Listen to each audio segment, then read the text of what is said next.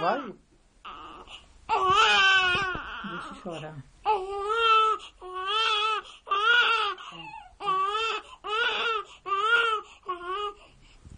Aí.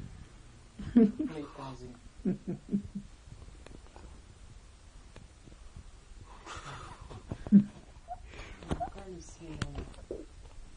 Ó.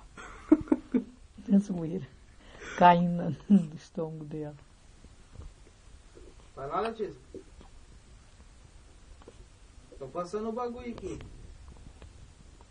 Só pôr essa tábua lá no quarto, então. Leva a extensão. Gulosa. Ah, tá cheio de coisa melada, né? Ah, lá tem que ter lá, ué. Só levar essa tábua. Ou então leva o ferro, põe em cima da cama. Passa em cima da cama. Dessas coisas lá esse negócio aqui é um elétrico muito forte, esse negócio aqui. É perigoso pra ele incendiar o negócio. Tem mais elétrico esse caso aqui já não gosto. Tô indo, Letícia. Ó o gato. Ué. Chegou um pra tomar meu lugar. Eu só fico observando. Bebel. Bel. Bel. Bebel.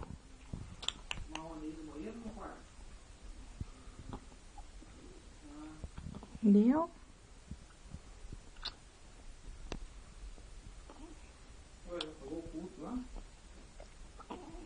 Acabou.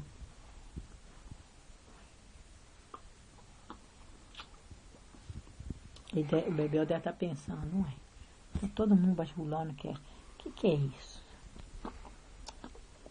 Era eu que chamava a atenção da casa com meus brinquedos.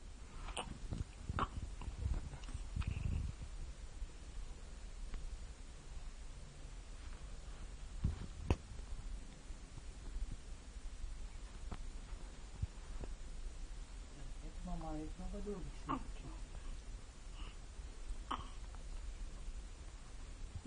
Trancou a boca. Ó, não dorme não. Ó.